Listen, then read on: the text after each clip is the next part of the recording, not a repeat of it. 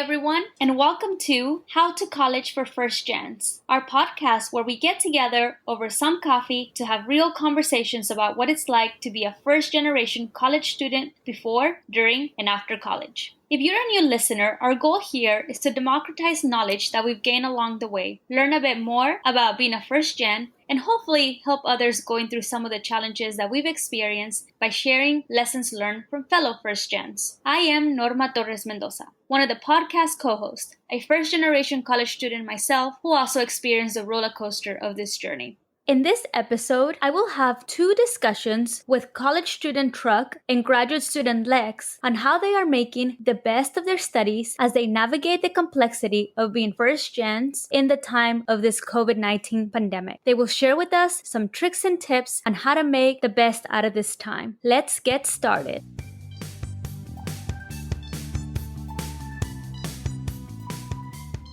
Hi Truc, welcome to the show. How are you doing today? Hi, thanks for having me. We're super excited to have you. Please tell our audience a little bit about you. I am a first-gen student at University of Texas A&M, pursuing a Bachelor of Science in Electronic Engineering and a minor in Cybersecurity. I spent the majority of my teenage year living in Houston, Texas, but I'm actually an immigrant from Vietnam. I had the opportunity to move to the United States back in 2003.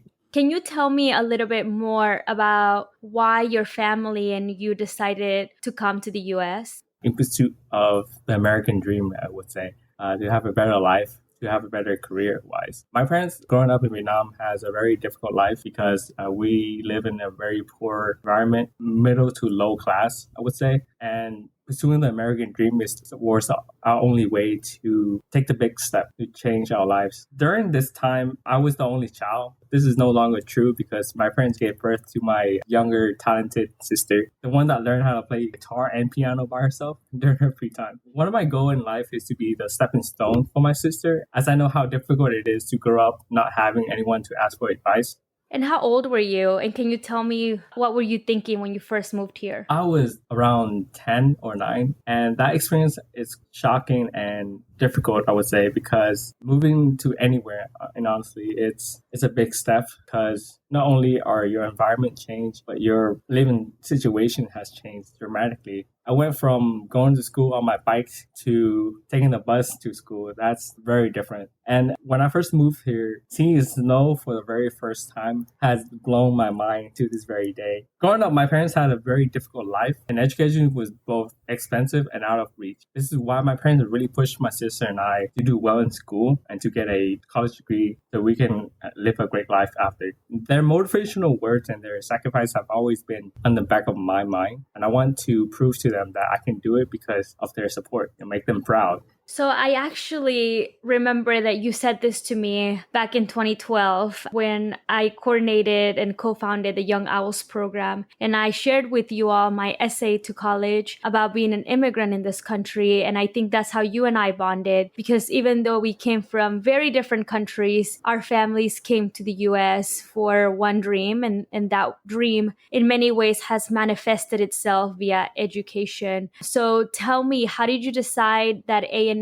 was the place for you? Growing up, I knew I wanted to pursue engineering because I wanted to connect my love for electronics into a career choice. I decided A&M was the place for me because I knew I wanted to get a good education, at the same time explore the opportunity that engineering can provide for me. Anything related to computers, to electronics, and I believe that I made the right choice and stepped into in Texas A&M to pursue that dream. So I don't know if you remember, but maybe it was 2013. My friend Zach and I packed our cars and we drove you and one of your friends there because you had never been to Texas A&M and it was your dream school. But it turned out that you didn't get accepted straight to A&M. Can you tell me a little bit about that process? What was the school that you were accepted, and then how did you transfer over to Texas A&M? So that was one of the biggest, I'd say, downfall in my education career because I did get accepted to A&M University, but I did not get accepted to my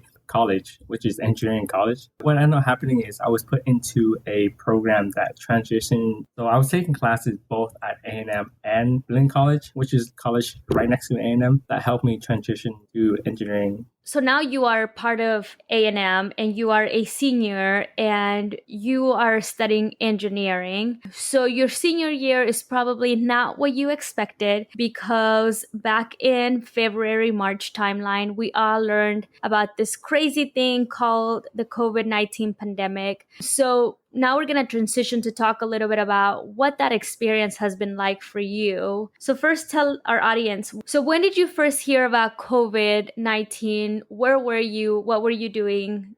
I learned about COVID while watching a news channel on YouTube. At the time, it didn't sound too bad. Oh boy, was I wrong on that. It spread like wildfire. Next thing you know, I had to go buy toilet paper. The year 2019 was the year I stood in line to buy toilet paper. That sounds insane. Especially for many of us who came from literally nothing, right? Like we came to this country because it was the country of abundance. And now here we are in 2020 standing in line for toilet paper. It's insane for me because that's the last thing I would think about to get for a disaster or a pandemic. The first thing in my mind would be like hand sanitizer or any sort of food. But toilet paper, that's a bit crazy. Never would I imagine that would be the number one thing that people would buy during a pandemic. Yeah, and it was kind of irrational, right? Because I think we saw people buying it. And so all of a sudden in our brains, we were like, oh, we must get it. So it's this notion of scarcity that if I don't have it, then I'm going to be in big trouble. So anyways, it turned out that on the one hand, it was a real pandemic. On the other hand, our fear about toilet paper was probably not appropriate. So did you go on spring break and then did you come back, or what was that process like? So I went on spring break looking forward to attending class right afterwards. But the pandemic happened and then my university ended up canceling class for the next week and then pushed towards a virtual learning for the rest of the semester. And so can we talk a little bit about some of the changes that you've encountered now that you've been virtual, I guess, basically all of last semester? So what happened then? What were your classes like? Classes were a lot different in comparison to virtual versus physical class. Everything's online. Everything's technology based. There's a lot of pros and cons into transition to virtual learning. The cons would be failing technology. Internet would go down sometimes, or professor would not show up half of the time. Being overwhelmed by just attending class and submitting assignments and doing different projects with classmates. Pro to it is I have a lot of time in the world now to do whatever I like because I don't have to attend class via transportation wise, going on the bus and driving my car and walking. I could just hop on the class with a click on a button because of the technology we have nowadays. And since the pandemic started, I have yet to arrive late to my class.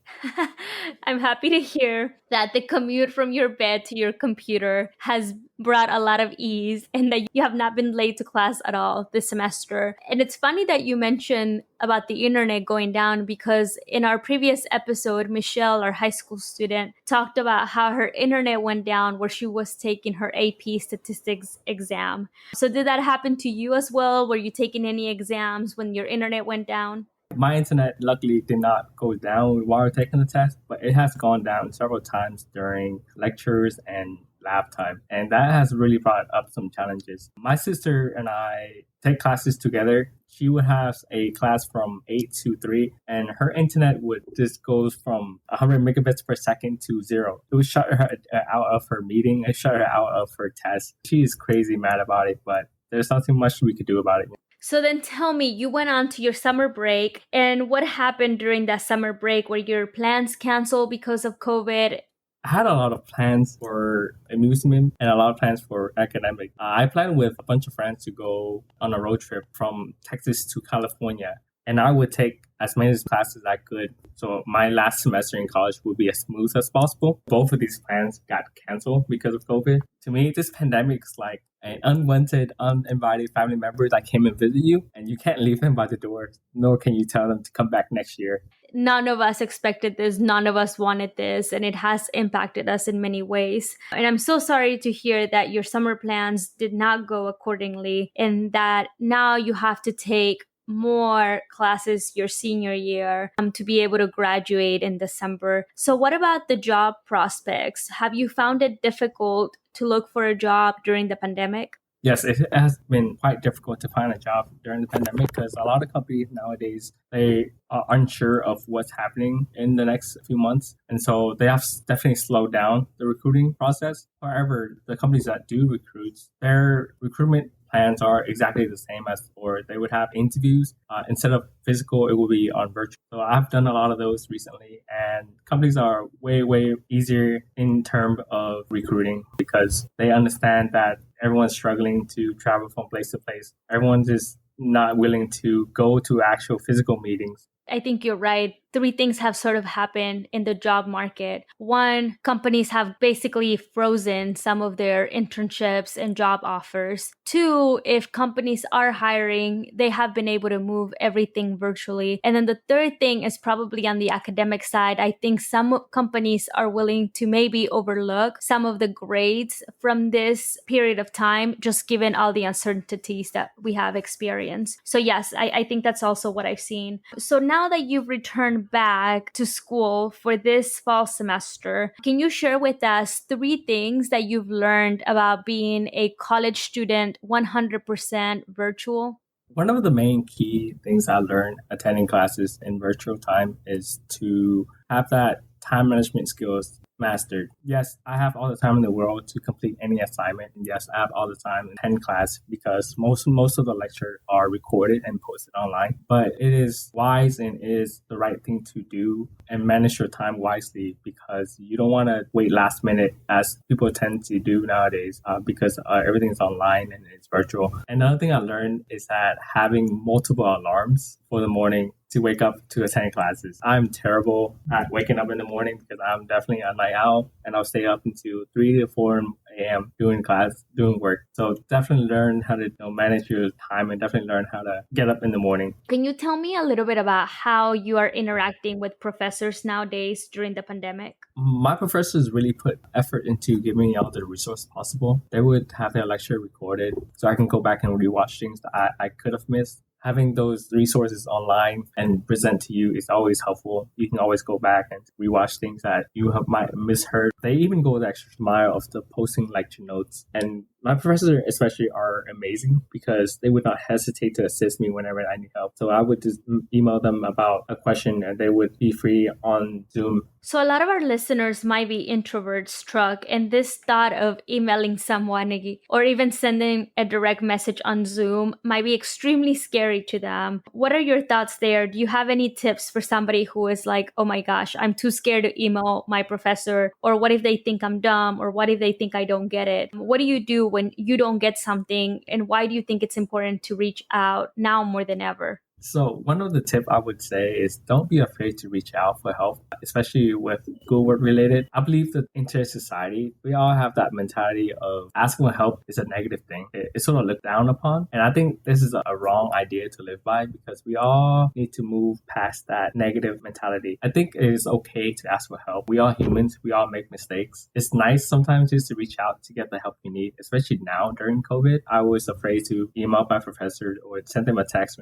but it definitely has gone through the phase where I'm more comfortable with it now because I've done it so many times in the past. So I would totally recommend someone just to take that first step, that first initial step to ask for help. Yeah, and sometimes you just don't even know, right? Like you can create really good relationships with professors. And another thing is if they see that you're trying really hard and if they see that you're trying to get answers, they're probably more likely to support you when it comes down to like maybe having a B plus to an A minus, right? Like they'll think, oh, it's Truc, the one that's always sending me questions. Like he's coming to class on time, he's participating. And so I've learned that throughout the years, professors do acknowledge being a bit more proactive in class. Yeah, I think this statement is very true, especially in a big university where your degree classes are a lot smaller in comparison to those basic classes. So you can have classes up to 10 to 15 maybe people per class. And I believe the professors know you by name, know you by your faces. And I believe that by doing that initial step, it will definitely help with your chances of getting a better grade, getting that personal relationship to help in the future. So your degree happens to be a lot about building things, right? If I understand it correctly. But now you are not physically somewhere to be building them. So I'm guessing your labs have changed a lot. Tell us a little bit about how your actual degree in engineering has been impacted. And then what is the school doing to ensure you're still getting the learning experience? So my degree has to do a lot with designing and building those electronic components. And COVID has definitely have impacted on the degree itself because the majority of the resources on campus are no longer available, especially with meeting with TAs or meeting with team members to do certain projects together. The social aspect of that is gone because we are limited to amount of people that are able to meet in a room. And resources like oscilloscopes and multimeters and all this engineering equipment are no longer available. So now what do you do? If it's not available and if you can't build and design in a group that is so important, so what happens next? How do you ensure you're still learning? With that all being affected, everything has transitioned to, I would say, a assembly line sort of way. So now I'm about to graduate. I have to do a senior project in which I have to work with 3 other members on a senior design. And with not being able to meet with them in person, we all have to do this little hot potato with our design. And we would take turn each week to work on the project. So it's not the same. And I know that teamwork is a big deal for electrical engineering. So I'm sure that's impacting you quite a bit. So now I'm going to zoom out a little bit. And I just kind of want to hear, what are some other struggles that you're facing due to the pandemic? It definitely had to do with my well-being because for COVID, there's always this constant fear in the back of my head that I would lose the people around me. It is such a negative thing to think about, but it's just always in the back of my head. And the thoughts of just losing someone would bring like tremendous pain and I would be lost. I don't like the feeling of being lost. And I cope by telling myself over and over, everything will be okay. And pushing it towards the struggle of not meeting friends and seeing them definitely is hard. I can definitely relate. I think that when we see the news and see the number of people that have died from this pandemic, it is probably one of the most scariest things I've seen. And then you couple that with people that you personally know who have started losing loved ones. I mean, that's really when it hits home. So it is a really scary thought and something that I think about for my mom because, she doesn't have pretty good health insurance. So I'm always thinking, are we exposing her unnecessarily? Are we doing everything we can to keep her safe? And yeah, the last thing you mentioned was the friend aspect. I think for many of us, especially many of us that are extroverts, we are fueled by other people around us and we no longer have that. So that definitely is one of the downsides. Have you been able to do any online events with your friends or anything to maybe make it a little bit better? Oh, definitely, yes. We started to talk to each other weekly. We have a weekly group chat, catching up with everyone, how someone's doing and whatnot. And recently, we hopped on the train of Among Us. It's a game that we can play together to keep us entertained while this pandemic is going on.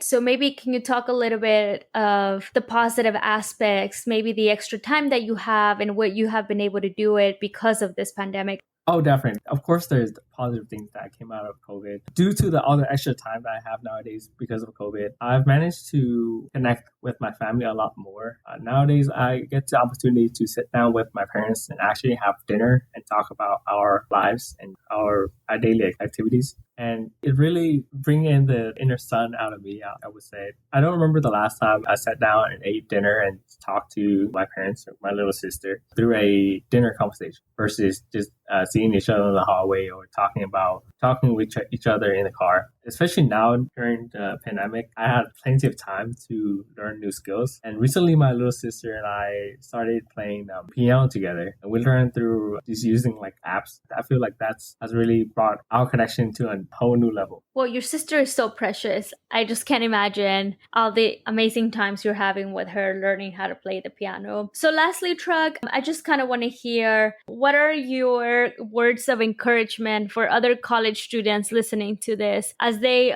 too might be experiencing their senior year of college virtually? A word of advisement I would give my fellow peers is stay positive. We are going to get through this together. the year of 2020 is almost over. We're definitely going to remember this. It's all going to be a history. Go class 2020. Well, thank you so much for your advice. And I think that's right. And I could not have said it better myself. We just have to stay positive and we have to keep on going. The sun will rise tomorrow and we will have another opportunity to make an impact in the world. So, Truc, with that, we thank you so much and we appreciate your time on the podcast. Thank you for having me.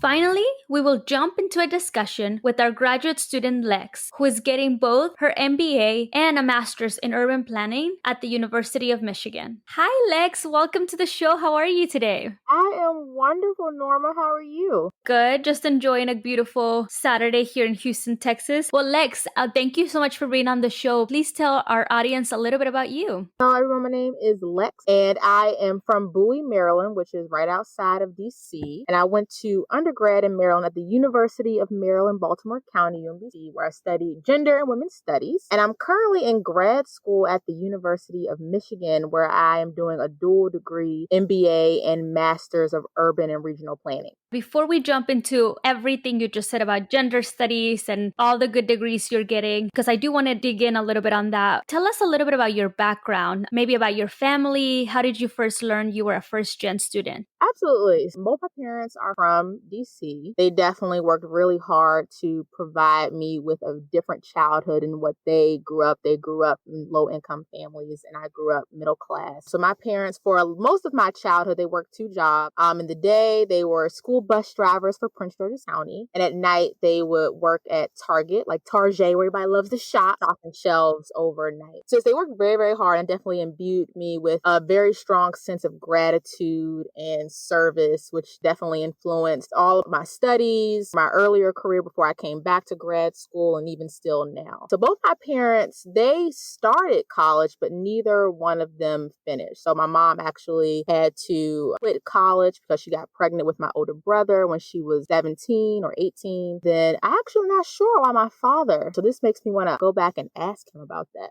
Growing up, did your mom and dad instill this power of education, or were they sort of a little bit more laissez-faire, like if it comes, great, we'll support you in the process? They were definitely very strong on education and the power of education and what it could do for me. So they made sure I always worked hard. My father told me at the beginning of every school year, he told me I had to sit at the front of the class. And if he showed up at school and I wasn't at the front, I would be in trouble. So I always loved school. School is something that came pretty naturally for me. So just so our audience knows, Lexx and I met each other in the summer of 2012 when we did a Princeton program. And I kid y'all not, Lexx was sitting there in the front of the classroom ready to take notes. So your dad would have been really proud, Lexx. So let's look back a little bit. So what exactly is gender studies and how does that then turn into urban planning now? And I guess your MBA as well. So I knew that I wanted to have a career in public service. And so I did a public service scholars program in undergrad and was originally doing political science and econ, decided those were not for me, and ended up transitioning into gender and women's studies. First time I knew that there was all of this academic study and there was language for things that I had experienced growing up as a Black woman in America to describe systems of oppression. And so that was really transformative for me to be able to put all these words to my experience and things that, I had grown up with my parents telling me, and things all these things are going on, but you don't realize how systemic it is. So that was transformative for me, especially knowing that I wanted to go into a career in public service. I ended up doing that as my major. And then directly after college, I taught English in Malaysia as a Fulbright, and then decided that I wanted to go into education. So I taught elementary school first in DC and then in Baltimore. And I love teaching, but it's also one of the hardest things I have ever done in my life, and felt like I wasn't having the impact that I wanted in the communities my students lived in. So I transitioned into doing community and economic development on a major urban redevelopment project in Baltimore. So that's what I was doing for the 2 years before I came to business school. And I decided to pursue my MBA with a goal of one day starting my own investment firm that invests in real estate and businesses in Black communities as a platform for economic development. And that's also also what inspired me to pursue urban planning degree along with that, where I would be able to focus on economic development, which is something I can't really learn in an MBA degree. So what exactly does this mean, this investment company that you want to start? What is it that you hope to do with it? So with my parents being from DC, I'm sure everyone knows how DC has transformed into a place that has really caused a lot of displacement for Black folks that have lived there for generations. And when I was in Baltimore, which is only 45 minutes north of DC, there is some development that's happening there. And folks are very hyper conscious of not wanting to become DC in the sense of where all this investment comes and it displaces people. And so I got to see, working on that project, how powerful real estate is and the investment that it attracts to transform a community, which the people there want, but they actually want to be able to stay there, benefit from it, and not get pushed out. And so the real estate industry is one of the least diverse industries that there is. And as long as people of color and folks who are conscious of transforming our communities in an equitable way, we will never be able to stop what is going on in our communities where people are getting displaced. And so that's what inspired me to want to go into real estate, as well as wanting to use it as a platform for economic development, because our communities do need investment. Our families want to build generational wealth. Real estate is one of the ways that a lot of people in this country have made their wealth. And so it has a lot of power. And I also say businesses, because that's part of how we can take charge of what's happening in our communities as well, be able to hire within our communities and keep more money in our communities. And so I needed to go to business school to learn those finance skills and to be able to get that credential to be able to do the kinds of things that I wanted to do. I love everything you're saying, Lexx, because as you know, I too am a huge believer of generational wealth. And I too have decided to do the MBA route because I do believe that our community does need and want some good investment. So I am with you 100%. So now let's pivot a little bit. So you just completed your first year of your MBA program, and part of your semester was very different because of the circumstances that we live in today. So tell me a little bit about COVID and how that has impacted your MBA, given that it happened during your first year. So you can start with, how did you first learn about it, and then how it impacted your school? I first heard about COVID at the end of February, and it was right before I was leaving to go to Colombia for spring break. Thankfully, I was not one of the schools whose spring break got canceled. We was like just in time. And all I knew at that time was that it was this airborne illness that had deeply impacted Italy and parts of Asia. And so within a week of me coming back from spring break, that's when everything changed, when they shut down all person classes and meetings of any sort. And it definitely changed my summer plans. I was one of those people whose internship got canceled because of COVID, but it ended up being a blessing in disguise because it enabled me to work full time on my own venture, which is called RevelWell. And I've never had time to focus on something for myself like that had absolutely nothing to do with school or work. So I'm really thankful for it. So 2 parts here. So first, what was your internship supposed to be? And then tell us a little bit more about your project and the mission and vision that you have for it. My internship was going to be doing real estate at a big firm in Chicago. And at the end of May, first they told me it was going to be part-time and virtual. And then like a few days later, they told me that it was canceled, that all the funding had been revoked. But I'm a very spiritual person. Always believe that God is working out things for me exactly as they are supposed to. I was like, that's completely fine. I will do this. And then as for my project, so it's called RevelWell, and it is an online platform that's about all things healthy relationships, breakups, singlehood, and everything in between. And it was inspired by my own breakup with my partner of 5 years, which happened during my very first quarter of business school. So I ended up interviewing 41 people about their breakups in March and April. So right at the height of COVID, when everything was, I think, even more uncertain than it is now. But it worked out because everyone was at home and had plenty of time to talk to me. And so then I started this blog to share with the world what I've learned, and I'm really, really excited about it. So tell me a little bit more about that thought process of why now? Why do this project on relationships, and maybe some positive feedback that you've received because of your project?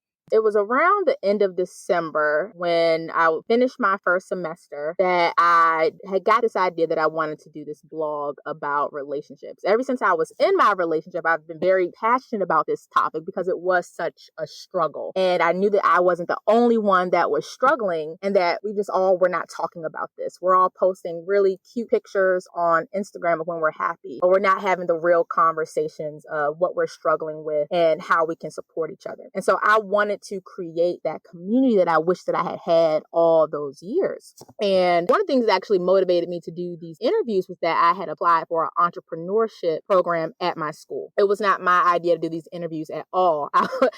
You had to do interviews as a part of customer discovery for your idea. And so I was very fortunate I got selected for this program. And then I ended up doing all these interviews because it completely took my idea to a whole nother level. So the timing just worked out that way. I knew that this was something that I wanted to do. And when the opportunity came to apply for this entrepreneurship program, I was like, you know what? I'm just going to go for it and see what happens. And so I've just been taking it one step at a time along the way as I've been able to develop this idea and bring it to life. I've been working on this since January, but I just started publishing and putting it out into the world in July. And I've been so pleasantly and gratefully overwhelmed by the response of people sharing how they have connected with my story, different quotes that I've shared from my interviews of how it really has validated their feelings and really made them feel a greater sense of community, that they're not the only ones who've experienced these things and how they feel like they're able to learn from my story and the stories of others. So that's really exciting. But I'm looking forward to continuing to see how this evolves. And I think you're so right, especially during these times. I think people now more than ever feel so alone. And that's part of the reason why we also started this podcast, because a lot of our first gens feel like they are the only ones going through imposter syndrome. They're the only ones that feel like they miss home or that things are not working out for them. And we share that in common, that RevelWell also seems to highlight, you know what? There's another side of the coin. Not everything is Instagram lovable. Those are some real feelings that, you're right, we often don't discuss. So it sounds like you use this time during COVID to really look inside yourself and say, you know what? There's something I can produce for the world and something that will make us feel a little bit more united, which I think is super cool. But now I'm going to fast forward a little bit. So you have returned to graduate school now. So can you walk us through what that has been like now that you do have to take some Zoom classes? What is the experience and do you feel like you're learning?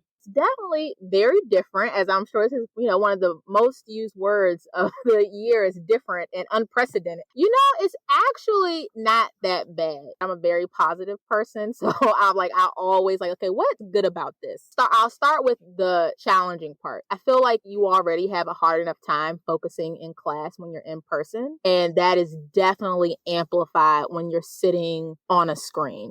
And what about your professors? What are you doing to build better relationships with them, knowing that you can't just stop by their office or even after class and ask a question?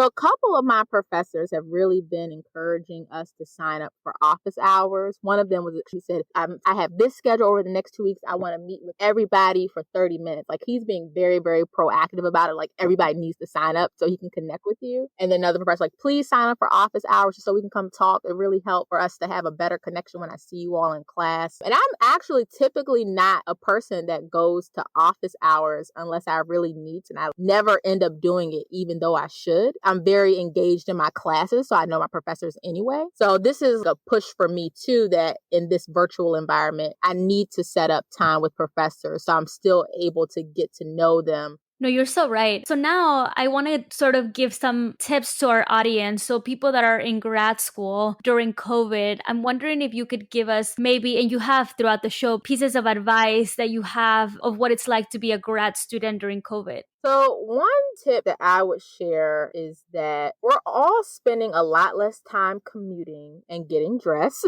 So that's time added back into our daily life that we can do something else, even if it's as simple as making sure that we're getting more rest and cooking healthier meals for ourselves. Maybe that's more time to work out. It could be working on that project that you've always wanted to do, that idea that you haven't done anything with yet. And even if it's just 20 minutes a day that you want to to do this other thing. So I think that is one great thing that has come out of all of the craziness that is happening in the world right now, that people can think about how would they like to spend that time differently that they otherwise wouldn't have. Another thing is that I am really big on finding what is the good that is happening. There are lots of good things going on that we can still be grateful for, and things that would not be happening otherwise. And so my advice is to really ask yourself, what is the good that is happening in your life right now that would not be happening otherwise? If my internship had not got canceled, I would not have been able to work on RevelWell full time.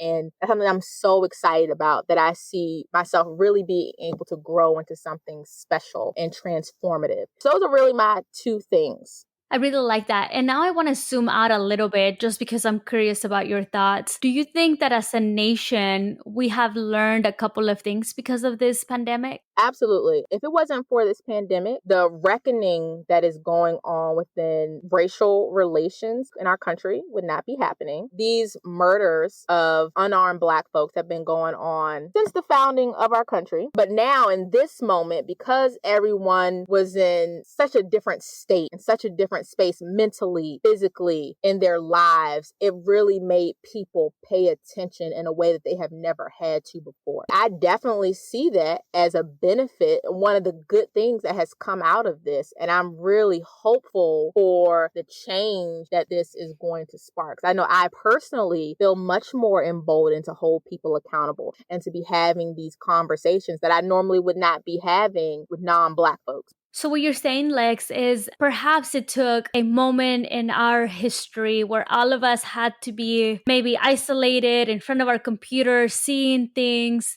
perhaps detached from our everyday lives, for people to really say, wait a minute, this is happening, it's real. Had it been maybe quote unquote normal times, people would have just gone on with their everyday lives. Is that sort of the intersection that you see there? Absolutely. People had a lot less distractions. People were in a space where they had to stop and be still for these last few months. And so because they had a lot less distractions, they had to pay attention to what was going on. I do not think that if it was life as usual, that we would be seeing what we're seeing right now in terms of people's and organizations' response. Agreed. So to finish this off, and because I know you are extremely positive, I would love to hear if you have gained an appreciation for something maybe unusual that you maybe perhaps took for granted as you were going through your grad school journey, or even on a personal level.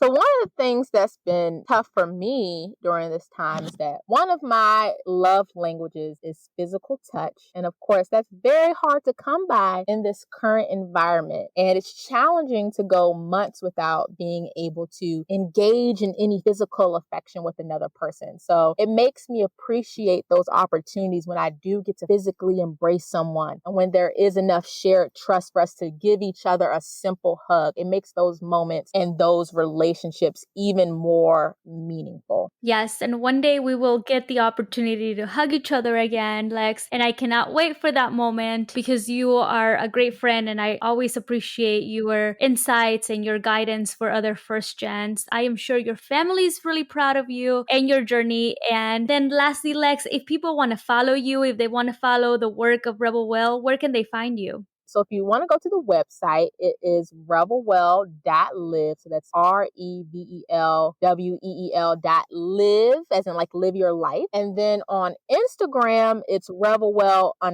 Perfect. Well, hopefully our listeners will follow you. I obviously do. And I look forward to seeing what comes next. And more than anything, what I appreciate in the last comment you said is you are living in the moment as a grad student and you are looking at it from a positive lens and really connecting with people. So I really appreciate those insights. Thank you so much, Norma.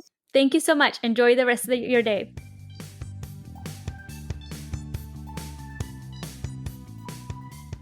Well, that's it, folks. Thank you so much for listening. As we learned today, there are some tricks and tips to continue to learn, build relationships, not just with professors, but also with your classmates as you go to college and as you're also experiencing graduate school. We also learned that this has been an extremely hard time, not only because we are going through a pandemic, but also because we're having some very difficult discussions around racial and systematic issues in our country. At the end of the day, Lexx reminded us, though, that we must keep a positive attitude. We will get through this as a nation. We will stand stronger and we will see better days. Remember, as always, you are not alone. And it is important that you know and you realize that, especially during these times. Thank you for tuning in. Remember to leave us a review, let us know what you think, and share our episodes with anybody else that you think might benefit from it. Until next time.